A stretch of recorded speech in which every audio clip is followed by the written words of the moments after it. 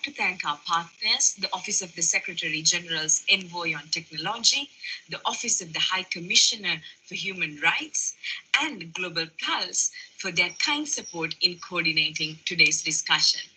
Thank you also to our moderator, Ms. Yuping Chen, and to our youth speakers who have taken their time to share their experiences and ideas for creating a more just and equal society.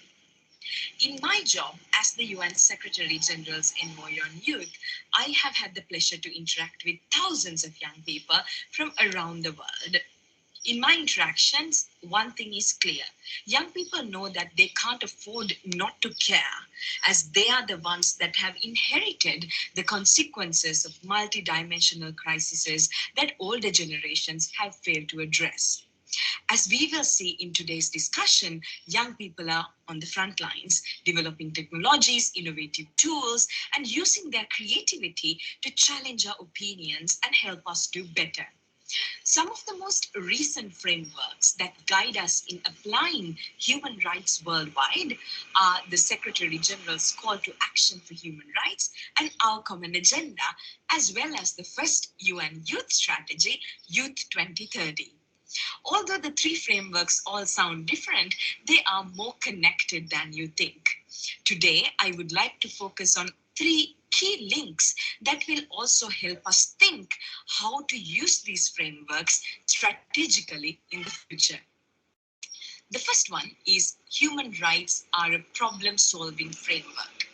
Whether the issue is at stake is climate change, decade-long conflicts, or the ongoing global health pandemic, if we ensure a human rights-based approach, apply an age, gender diversity lens, and enhance synergies between human rights and other available tools, we will address the emerging challenges while leaving no one behind.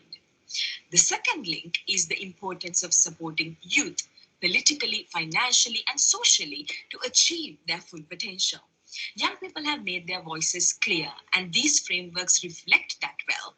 If we do not create spaces for younger generations to meaningfully participate in shaping their own future, we will not succeed in building a more just, fair, and equal world. Lastly, in order to promote innovative solutions, we must take advantage of the enormous potential for defending and exercising human rights that digital technology brings. However, in order to achieve the future we want, everyone, especially young people with marginalized backgrounds, must be equal and active partners in shaping our digital collaborations for human rights. I'm very excited to hear how these three key links are reflected in the human rights work of our panelists today. Colleagues, friends, young people. These past 2 years have been difficult to say the least. Yet, we have also seen extraordinary resilience and brilliant solutions put forward by young people. If you feel overwhelmed and burnt out, I hope that today's discussion will bring you inspiration and hope.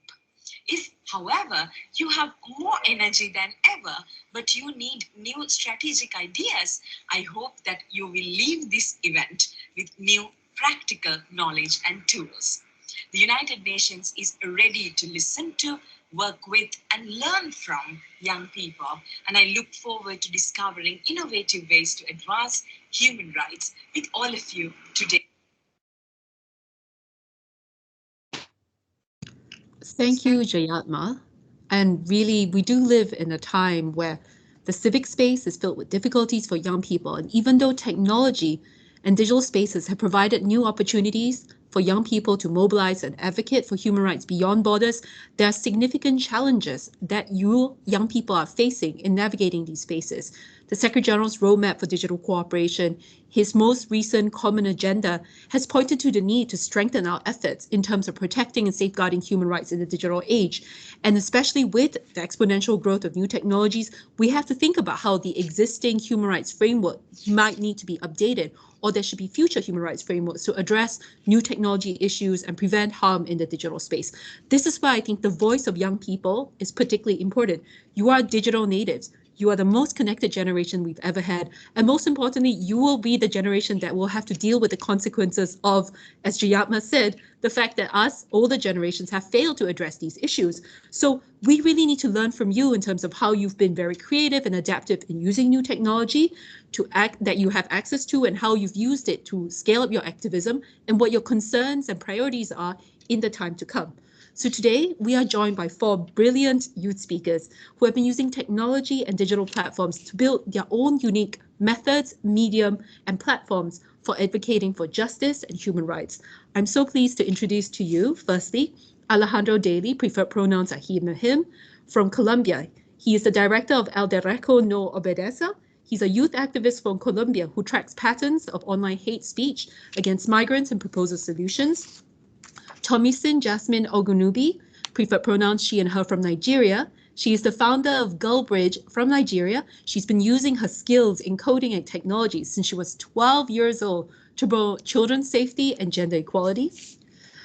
Jana Jihad, pronouns she and her, from Palestine, who started her journalism career in Palestine when she was only 7 years old using her mother's phone.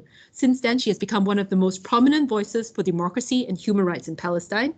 And then finally, Numan Hafifi, him, preferred pronouns are he and him, from Malaysia. He uses his creative and communication skills to advocate for LGBTQ rights in Malaysia, including on a wide range of issues from democracy to HIV advocacy. Welcome all of you. Welcome everyone who's joining us virtually. And we're so excited to hear from your experiences and learn your insights on this important topic. Before we start our discussion, I also want to remind everyone that we will have the opportunity to answer some of the questions that have been submitted through social media channels at the end of our conversation. So hopefully we'll have time to have that question and answer and really engage with our amazing speakers. Let's start with our first speaker. That's Alejandro. Alejandro, the question to you is, you've been very successful in using technology and innovation to protect the rights of migrants, refugees, and displaced people in Colombia through the tool called Xenophobia Barometer. Could you share a little bit about this tool, and what do you believe are the most efficient and innovative tools for tackling hate speech online? Do you think that technology is effective as a tool for promoting human rights to address today's global challenges? Please. Thank you for that question, and thank you all for joining us, to my fellow panelists and to everyone that is involved in the organization of this event, and also watching us from every corner around the world. That's a good question, the last part.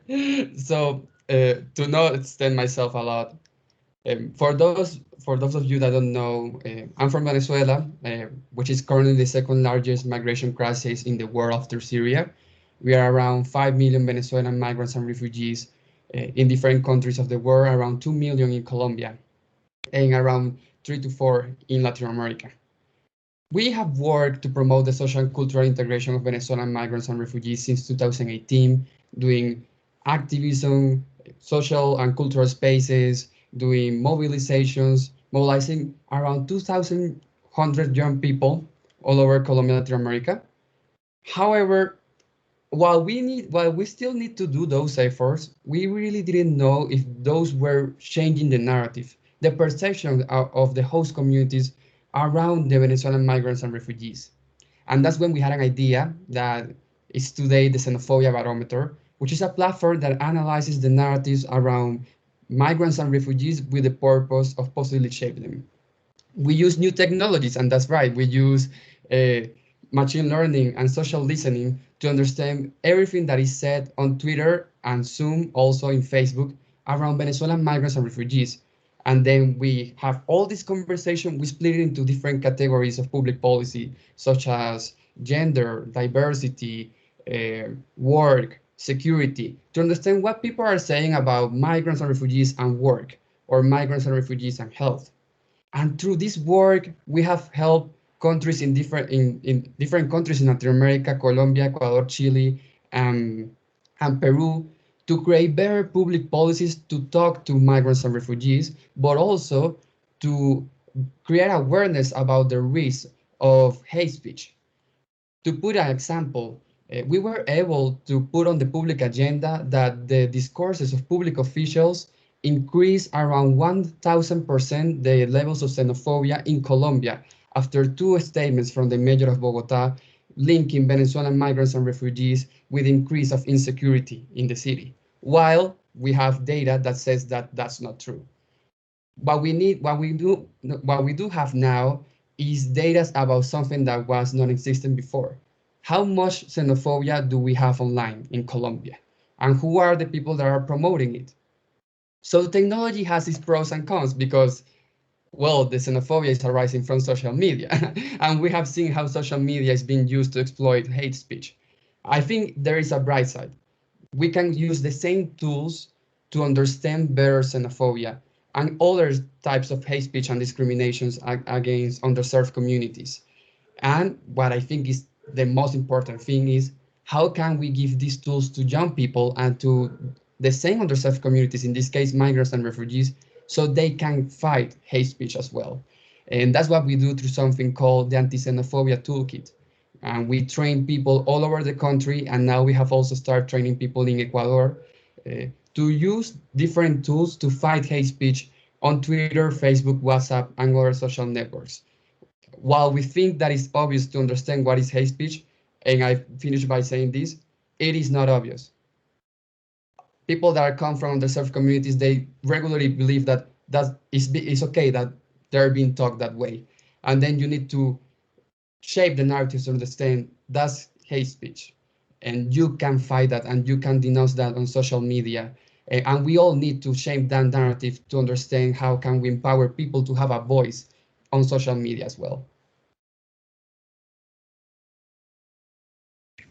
Alejandro, that is amazing. And I think the fact that you as young people are holding your political elected officials accountable for what they're saying and really looking at the impact of their words on communities is truly inspirational. The fact that you are sharing this with other communities so that really it is developing a tool that can not just help your communities, but others as well.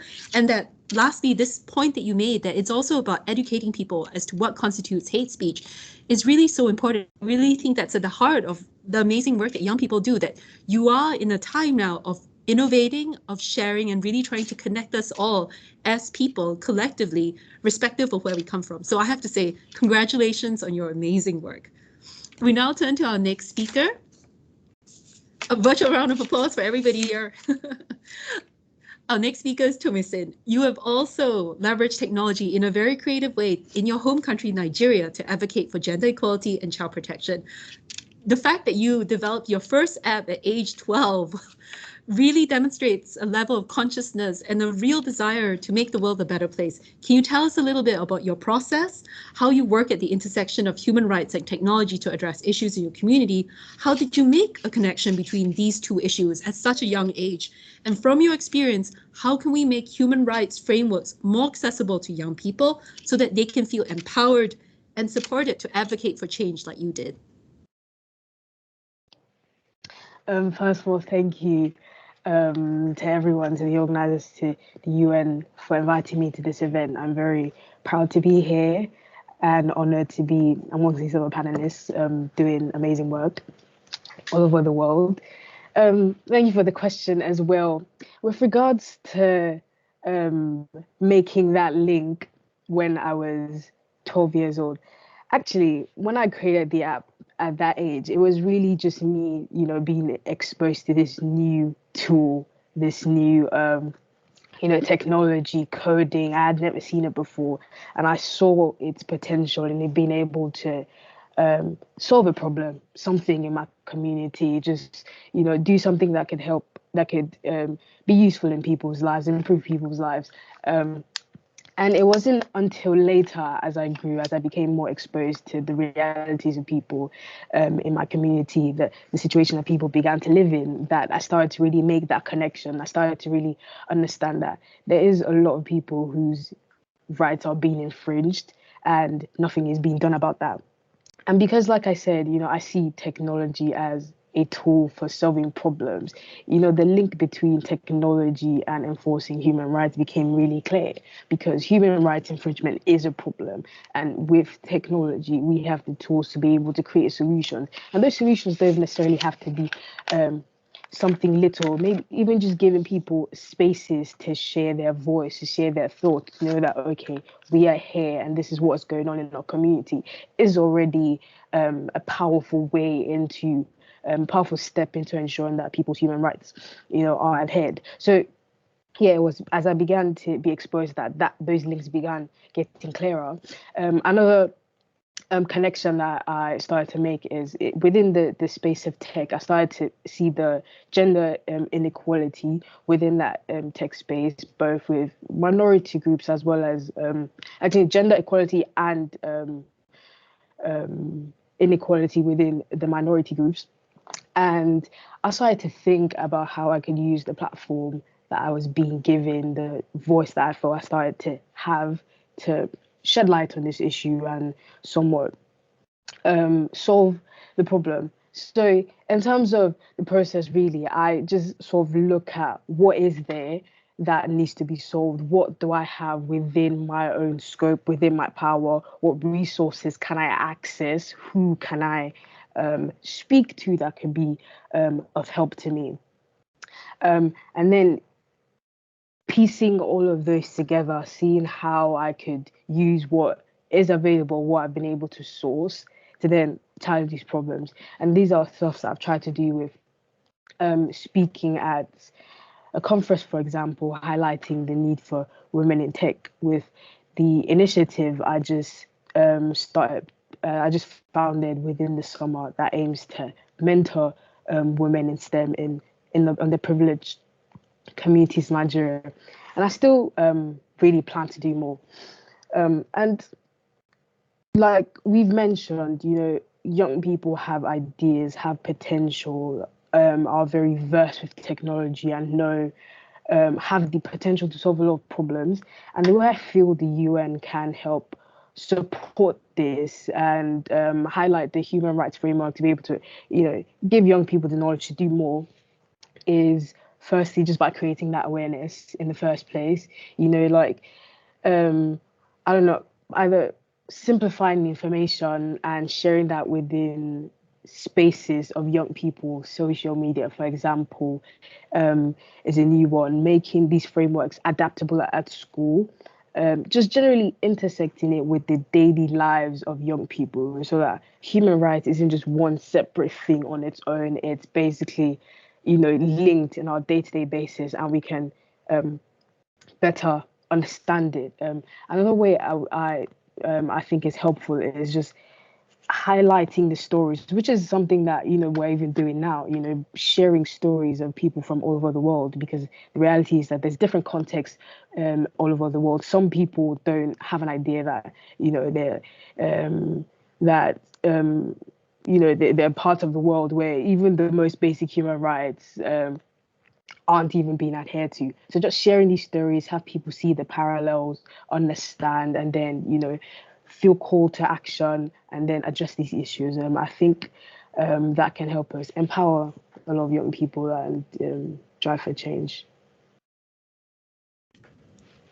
Tomisin, thank you so much. I think your message and what you've said about how it just starts at a little bit, but then we empower and we create the space for young people to really share those stories is really very important. And I take to heart what you said about what the UN should be doing better, because you're right. Too often we're very concentrated in our UN bubble, our UN language, and we're not making it accessible and relevant for young people to understand and to engage with. So that is definitely something that we at the United Nations can do better. And in fact, we're counting on you to help us spread the word, because it's by your inspiring examples that can show how human rights can be, like you said, relevant to everyday life and part of young people's lived existence. Thank you so much, Thomasin. Our next speaker is Jana. Jana, you started your advocacy and journalistic career by using your mother's phone at the amazing age of 7 to advocate for transparency and democracy in Palestine. Can you share a little bit about why you thought technology would be an important tool to help you achieve your goals? And what is your advice for other young people who might not have access to resources, to devices, how they can strengthen their voice, their advocacy efforts, and ensure that what they say, so very important, really reaches as many people as possible? Of course. Thank you so much. I'm very happy to be here and to have been given this opportunity to actually talk about the Palestinian children and our daily lives under the Israeli occupation. I mean, I was born in 2006. The occupation in Palestine have started in 1948. So I've been living my whole entire life under the Israeli occupation with so many forms of discrimination and apartheid. And from a very early age, I've been always trying to seek new ways to actually send my message and send the feelings that I always had from like the beginning of my life, seeing people get murdered and get killed in front of me. At a certain point in my life, when the weekly demonstrations in my village of Nabi Saleh started happening, where people marched down the street and just hold flags and start chanting, and then the Israeli occupation forces would start shooting at us and start by any way trying to target us. Actually, I was at first inspired by my uncle Bilal, who always held his camera in every single demonstration. He would be anywhere just filming. If a gas canister broke into any of our houses, if during these demonstrations anyone got arrested, during any of the night raids by the Israeli occupation forces coming and raiding Palestinian houses, arresting children, I used to see him filming all these incidents and all these things, and how when he started posting all these videos and pictures online on Facebook and YouTube, the Israeli occupation forces would actually target him more. He got arrested several times. His camera, like the Israeli occupation forces would try to break his camera, take his camera. And I was always told that when you're doing something that causes change or is actually effective, the Israeli occupation would try to stop you by any chance or any way. So that has also happened to me when I started my journalism at age 7, which is probably like 8 years ago. I started using my mother's phone, as you said, and then my mother posted a couple of the reports that I made during a couple Fridays on the weekly demonstrations, where I would just talk about the people that got injured, where in the videos you could see the Israeli occupation shooting at the protesters, etc. And some of the videos actually went viral, and I've got so many response on how people never knew that this actually happened. They never knew that this is what truly happens on the ground. So I just thought that social media was actually, and technology was actually just an easy and a very quick way that helped me to share my experiences from the moment. I used to just live record whatever was happening, and the people, like, by seconds, by minutes, so many people around the world could just get my message and get my feelings and the things that I live through every day. And of course, like regarding people where they don't have access to these devices and these forms of technology, I mean, resistance can come in millions of ways. It's not only posting on social media. Resistance can come by you taking advantage of your talents. You can resist any form of colonization, apartheid, any form of injustice by something as simple as drawing or painting or making music or doing whatever you like with an aim and the goal to share a certain message. And I think it is extremely effective because any way of resistance is effective. Thank you so much, Anna. And really, you're totally right. Resistance can come in many ways. And like you have demonstrated, the voice of young people are what is necessary to keep us accountable in this day and age.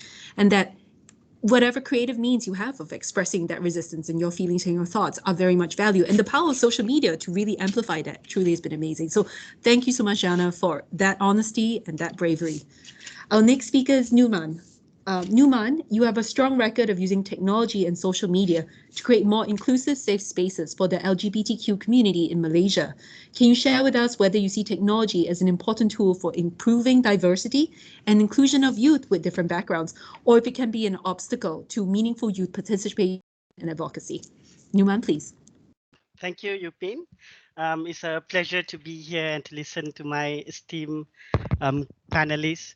And to answer your question, yes, of course, technology definitely enable us young people from diverse background all around the world to engage in many spaces that were limited to us before. It allows us to collaborate with intersections, with social justice movement, widening allyship for a common goal. In my work, my team and I have increasingly used digital spaces to reach out to LGBTIQ community here in Malaysia to share with them knowledge about sexual health, sexual orientation, gender identity, sexual characteristic education, and their basic rights. For example, because of widespread online teleconferencing technologies nowadays, our group were able to provide legal support to community members from rural area who are prosecuted by the police, by religious authorities, and we get them connected with LGBTI affirming lawyers from many parts of the country who can help them in strategic litigation to challenge human rights violations by the police and religious authorities. So I think another example that I can share with here is with lockdown and movement restrictions.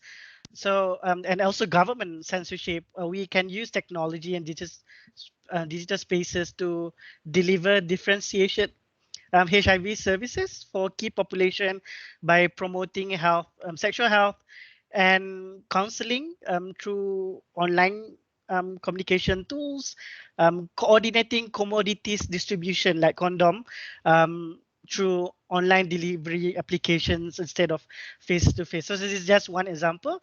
However, COVID-19 pandemic has also particularly brought and rise of cyberbullying, hate speech, and misinformation directed at LGBTI young people by hindering their civic participation and ability to organize effectively.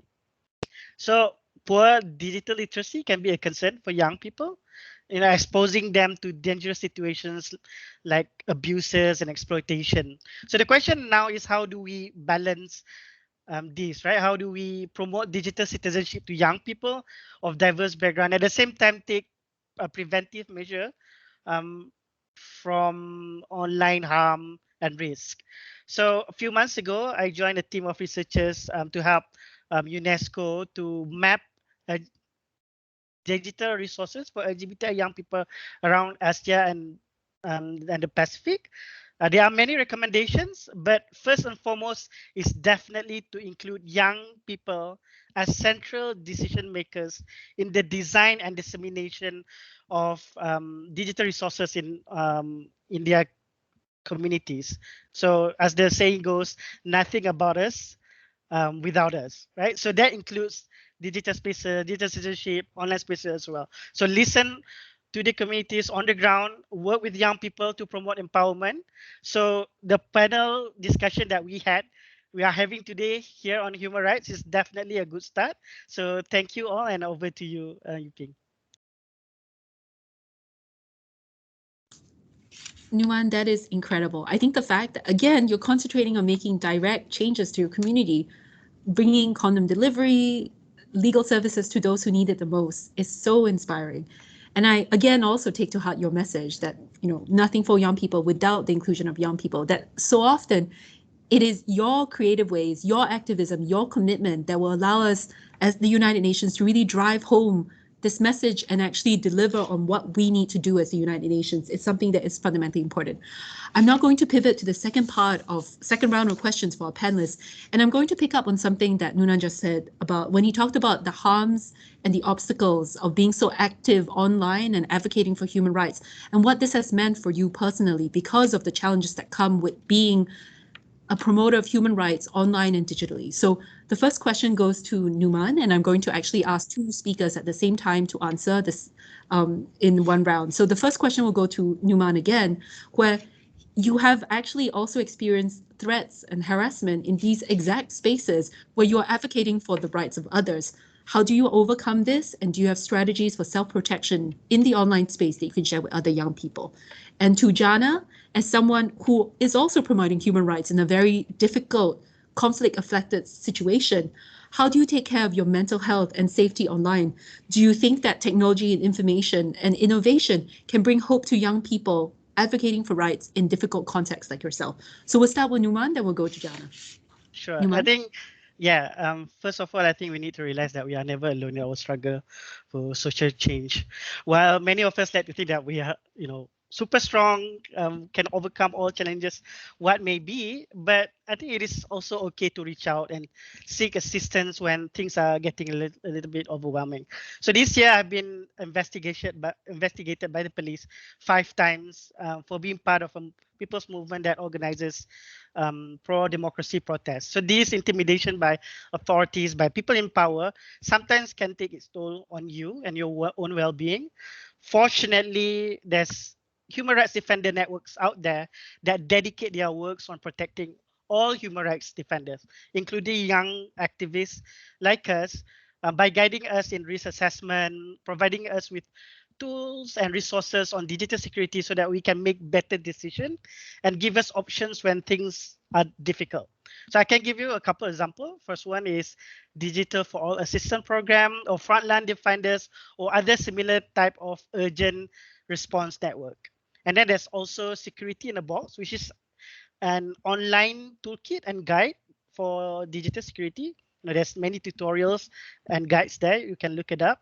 And last but not least, I think Access Now is another group which offers rapid response for digital security incidents. So from these tools and tactics, I learned how to protect myself. For example, I have a spare burner phone with me all the time, especially when I'm about to be questioned by the police. I think another thing that I still practice is using strong passphrases or passwords for all my devices and applications. Yes, it is very basic, but you'll be surprised to learn that how many of my friends who were outed because of this and had to learn their lesson the hard way. So be sure to check out all these resources that I just pointed out to learn, about account recovery, maintaining anonymity, protecting personal data, etc., etc. So you'll never know like, what you learn. So that's all I got for today. Thank you for having me to speak. It was an honor. Thank you, Junan. Jana? Yeah, for sure. I mean, I'll start with digital safety, I guess. Being Palestinians, our digital rights are also violated. We're always they always try to shadow ban us in several ways. Even if you look at the past couple months where so many stuff were happening in Palestine during the Sheikh Jarrah incidents, so many stuff happening in Jerusalem, annexation of land, stealing of houses by Israeli settlers, and us posting just normal stuff about our daily lives under the Israeli occupation was always being taken down for no specific reasons. And this has happened to me too. But regarding safety on the ground for us Palestinians, you being a Palestinian automatically just says that you just technically can be subjected to any form of violation to your rights by the Israeli occupation. You can get arrested. Here in Palestine, we fall under the Israeli military law, which states that if you're a Palestinian, you can get arrested at the age of 12 for simply defending your rights. They don't even need a reason for you to get arrested. You can get arrested with no trial, with no charges, but they can do whatever they want. And we are never safe in our own houses. We never feel safe in our own houses. Our parents cannot provide safety for us. No one can provide safety for you. And this is also one thing we're trying to fight for our right to self-determination, our right to say that we want to do that, we want to do this, but instead the Israeli occupation controls every aspect of your life. They even control if you live or if you die. They control just every single aspect you could possibly imagine. I mean, I've been personally subjected to so many forms of, threats online, on the ground, in real life, where I was, always threatened because of my work. I was threatened by the Israeli government. I was threatened by Zionist people all over the world. I was interrogated at the age of 12 by an Israeli interrogator without the presence of any of my family members or a lawyer. And regarding mental health, it is extremely hard to take care of your mental health, being in a place where you can literally witness any person get murdered in front of you at any time. And I witnessed personally 4 people get murdered in front of me in the first 15 years of my life. We're always scared all the time. We're always discriminated against. We're always treated as second-class citizens. but we've been always raised on the concept of that happiness is also a way of resistance. We resist by being happy. I was always, from the beginning of my life, my mom used to always do some therapeutic games where she would put her hands like that, and she's always like, Jenna, give me all your fears. She would let me paint. I like recently started playing some ukulele. I journal a lot of the times.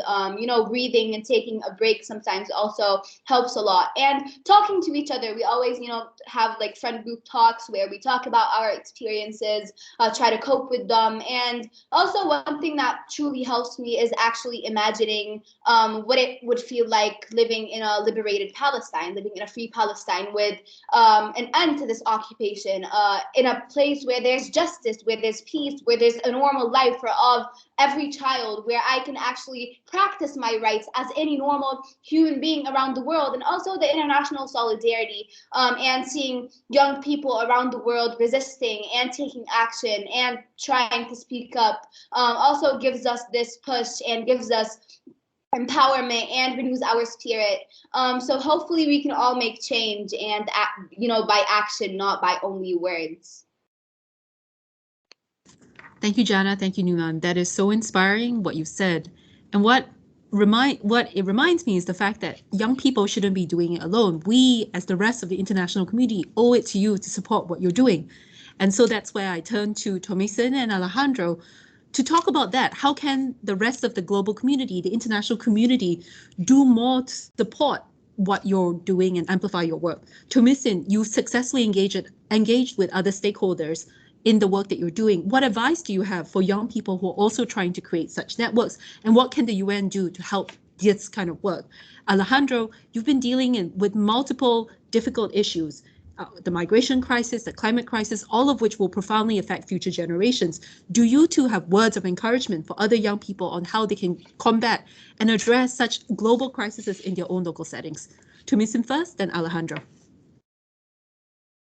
Thank you again very much for the question.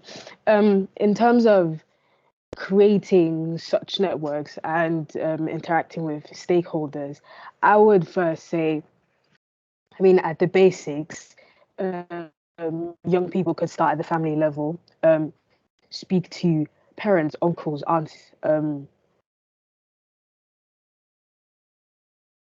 Sorry, can you still hear me?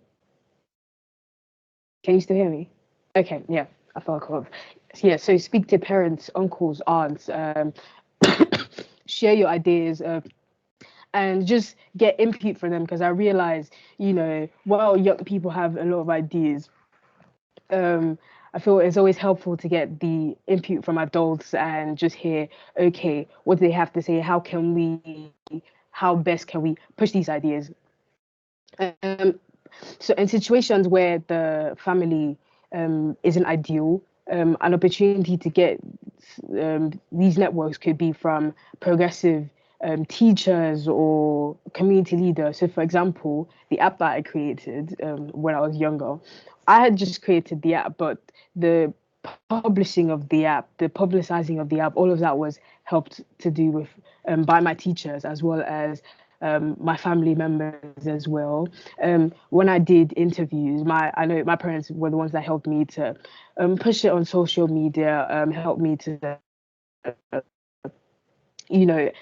navigate or use that online space well, because just like Jana and Newman have already touched about, while social media is a very helpful and useful space, there also comes that aspect of safety with social media and being able to protect yourself. And I think that's something that adult figures in one's life can help one do. But then again, the reality is that not everybody has access to that. Not everybody is privileged to be able to have that support. And I think this is also now where organizations, NGOs in the community can come in. So again, it's on the part of people like us who do have that access, who do have those resources to shed light that, okay, on these people and people in the communities who may have ideas, who may need that support, and then basically help to rally up organizations, people who have similar aims, that could help support young people, offer different resources. And there are many of those spaces. There are many of those people online. Like recently, I joined this online space called Rise with a lot of young people from all over the world, and they often they have partners as well that help to support young people doing things. So I think it's out there. We need more, but it's just to find this and make it accessible for people. And the UN, I feel the UN can support this by I don't know, enabling some form of programs online, like in terms of helping young people further their innovations and ideas. Have programs online that guide, give people information and resources as to, okay, I have an idea, because an idea is a small thing. How you can bring that to fruition is another. Oftentimes, a lot of these, even in terms of technology, you do need the resources and the devices, which a lot of people have. So, programs that actually give some of these resources to people, maybe some online database or something with access to information that people can draw necessary information from different parts of the world. Things are going on, like specifics that they could use. Just creating safe spaces for young people to come here, to come and talk together, know how they can keep safe, be protected if they do seek to further the ideas. Yeah, and I feel like just that, building that whole community can help to empower people and motivate people to be innovative in ways that they desire.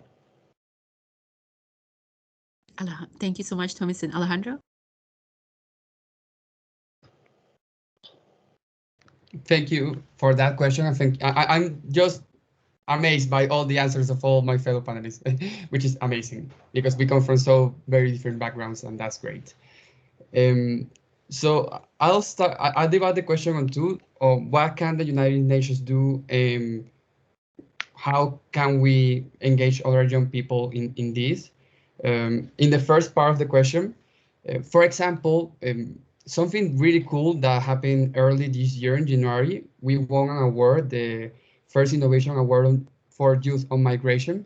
We won the first place, and that's what allowed us to actually expand the work of the Xenophobia Barometer, and that was organized by the United Nations Major Group on Youth and Children, the UNGCY, the Migration Working Group, and they organized it in the Global Forum on Migration and Development that was virtual, but was supposed to be in Dubai.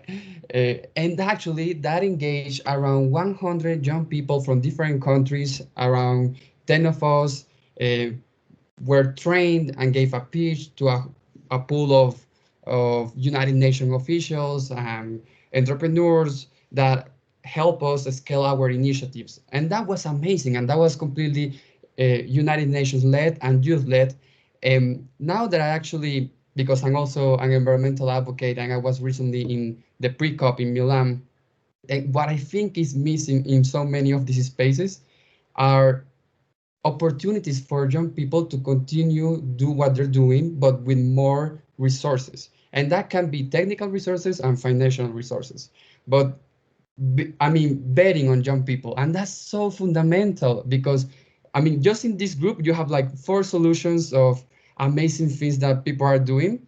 And then you see what regularly happens is that United Nations kind of listens to you and you're like, but please just like open the door so I can pass. I mean, if you can, give us some resources so we can hire more people to keep on doing what we're doing, and that we will probably hire more young people and diverse young people.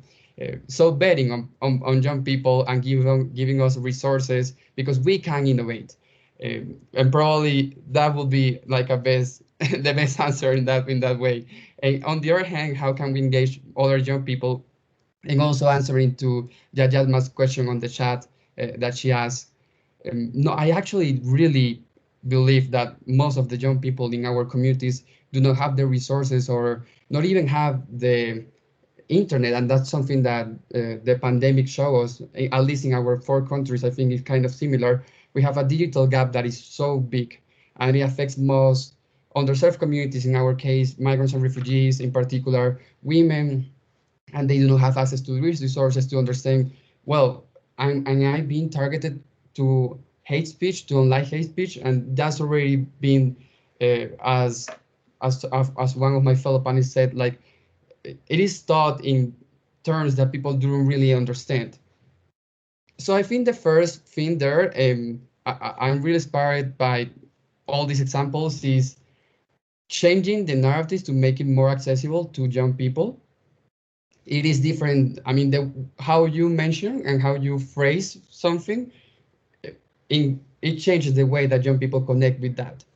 And sometimes you can use the same language to talk to the United Nations, and then you use another different language to talk to young people.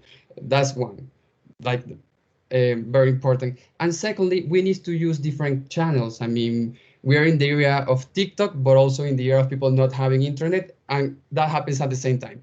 So you need to engage on TikTok, and you need to understand how your message can go through that channel, and also understand that many people do not have a cell phone, and you still need to go to the streets. So I always say, we need to do all the ways all the time. And that equals to go to the streets, doing public action, doing mobilization, that the climate movement is being great doing that, creating new symbols that people are connected. And Greta is being a great example of having symbols. People, I mean, just with a cardboard, and you understand that that's a climate strike. And that's a symbol. But you also have a lot of people doing environmental advocacy to create awareness on TikTok, on Instagram. So all the ways, all the time, because the reality is that we're facing the biggest climate crisis, and the climate crisis is a human rights crisis. And the COVID just taught us that governments um, are trying, some governments in some countries are trying to attack the civic spaces. So young people are being affected the most by the closure of civic spaces and democracies.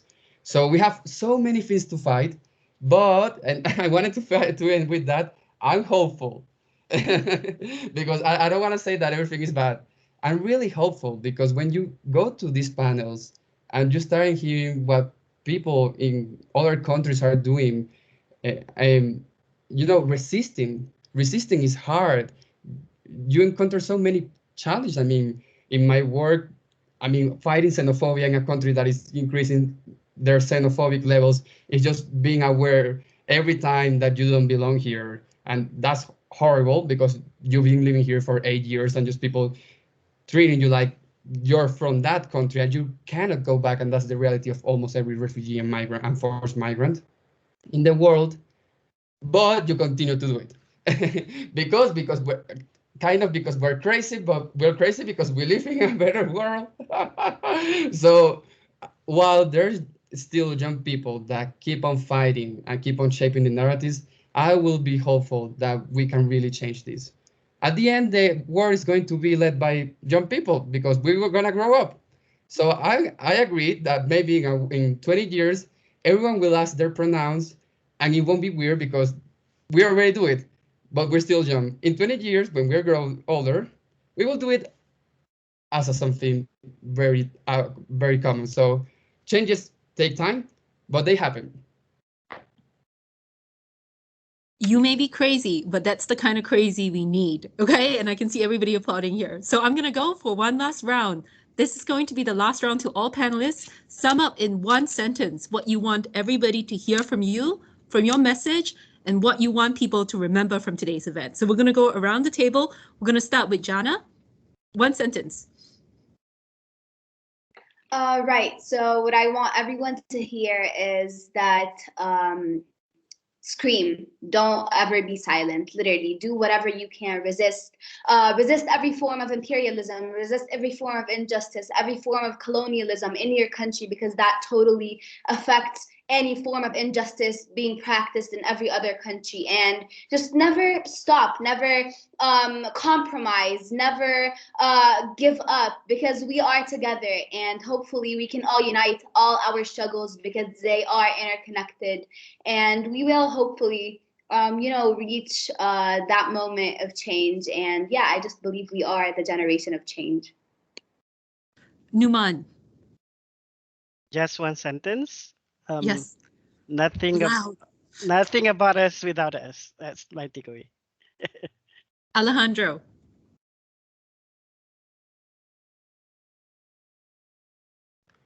Always believe that you can change things no matter what anyone says, you can change it. And if you have an idea, ideas are the most powerful force in the universe. They're bulletproof. So just go with it. Tomison. Mine is very similar to Alejandro's. So like, don't let anyone tell you can't do anything because of your age, gender, race, sexuality, whatnot. Because I believe, especially young people, we have the potential, the brilliance, the power to make a change, and we will. Guys, I had prepared last words, but anything I would say would flop compared to what you've already said. Your powerful messages. Thank you so much. It's been amazing to be with you today. You can count on the Office of the Tech Envoy, the Office of the Youth Envoy to really continue this fight and to resist with you and to really hear and learn from you. Before we wrap our event, and I want to say again, thank you to our amazing panelists. Can we have a virtual round of applause from everybody who's listening for these amazing speakers, for everything that you guys continue to do and what you're all doing behind the scenes as well. I'm going to end now with a special musical event, a performance and a message from Pretty Loud, which is the first ever hip hop band in the world led by young Roma women who advocate for gender equality and equality of Roma minorities through their music. Guys, thank you so much for having me here today and keep fighting the good fight. Pretty Loud, it's over to you.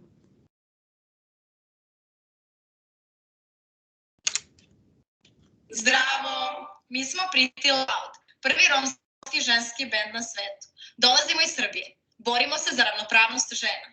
Mi kroz muziku i ples iskazujemo sve emocije, i radost i tugu, pa i probleme sa kojima se svi susrećemo.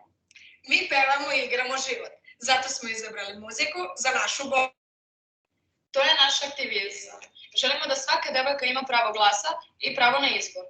Preko društvenih mreža dolazimo od publike širom sveta. Tako širimo našu poruku. Zahvaljujući online platformama, danas smo tu sa vama. Uživajte u našoj muzici I slušajte Pretty Loud.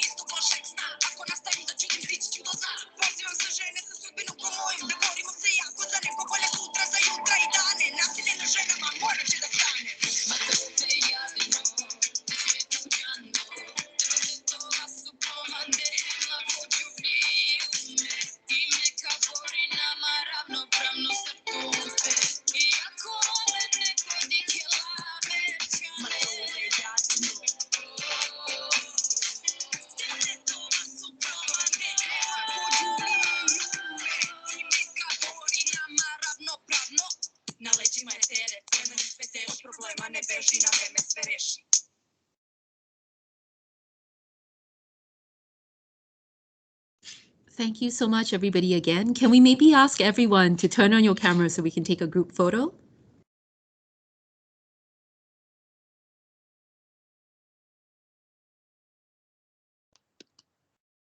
I think Jatma is also joining us. Oh, there we go. Hi, Jatma.